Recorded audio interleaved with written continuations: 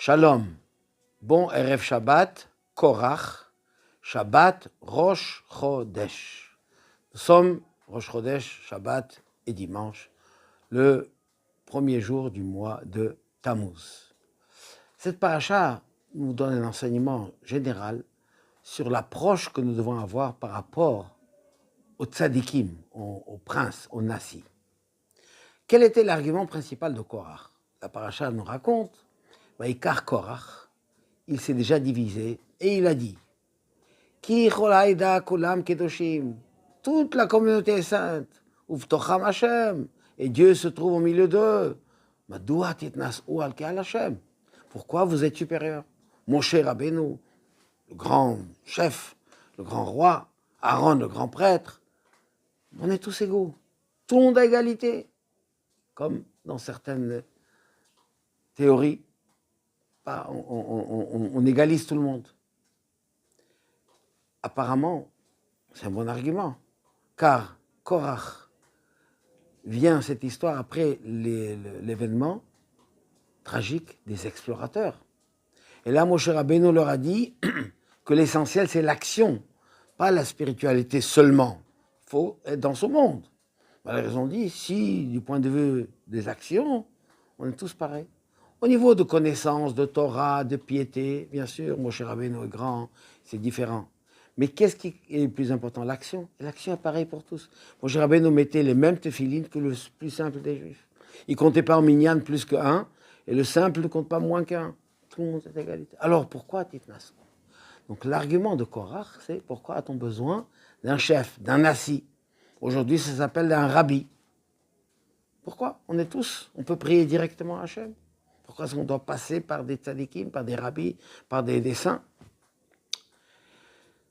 Et Moshe lui répond, cette séparation, entre guillemets, n'est pas un facteur de division, mais au contraire un facteur d'unité.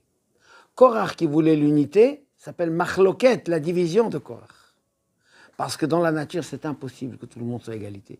Ça aurait fait que des disputes et des guerres. Et chacun se considère plus fort. Moshe Rabbeinu était celui qui attachait, qui ramenait, qui approchait tout le peuple, quel que soit, avec un amour infini, ou dans les termes du rabbi lui-même, d'un amour débordant pour chacun qu'il a, pour chaque juif. Eh bien, cet amour fait que chacun a envie d'être proche de lui, a envie d'avancer, de progresser, et d'apprendre de ses enseignements. Dans notre paracha, Korach dit, mais pourquoi tout cela? Et Moshe lui dit, cette division, cette séparation, Boker veyoda Hashem. C'est Hashem qui a fait cette séparation. Ce n'est pas une question de supériorité, de pouvoir, de force, de domination. Pas du tout, c'est pas ça du tout. Au contraire, Moshe Rabbeinu, qui était le plus grand de tous les prophètes de tous les temps, était le plus humble, le plus modeste de tous les hommes de tous les temps. Au contraire. C'est justement parce qu'il était modeste, parce qu'il était humble. Il a su parler, il savait ou il sait parler à chacun individuellement, et le rapprocher et le ramener sur le bon chemin. Alors nous, que nous sommes maintenant dans la fin de notre exil, nous sommes à la veille de l'avènement messianique.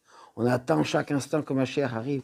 On doit renforcer toutes nos actions dans cette unité. D'abord, nous-mêmes, avoir une vie conforme à ce que la Torah nous demande et de rayonner autour de nous, de réaliser la mitzvah de Ahavat Israël, l'amour du prochain. Et là, la fin de l'histoire de Korach, qu'est-ce qu'on voit? Ceux qui ont voulu la division ont disparu.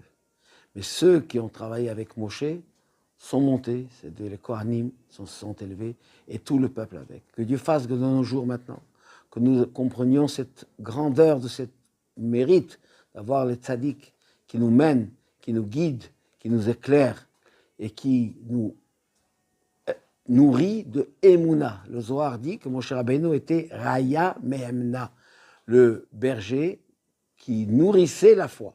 Car la foi doit être nourrie. Cette foi qui va être nourrie, nous allons la développer, l'agrandir et de mériter très très prochainement que tous les otages reviennent, que chacun soit en bonne santé, que les malades soient guéris, tous les malades, et les blessés de la guerre, et ceux qui sont dans des situations de santé précaires, et bien tout le monde sera en bonne santé, et on sera tous ensemble allés pour accueillir Mashiach très prochainement de nos jours. Shabbat Shalom et Chodesh Tov u'Mevorach.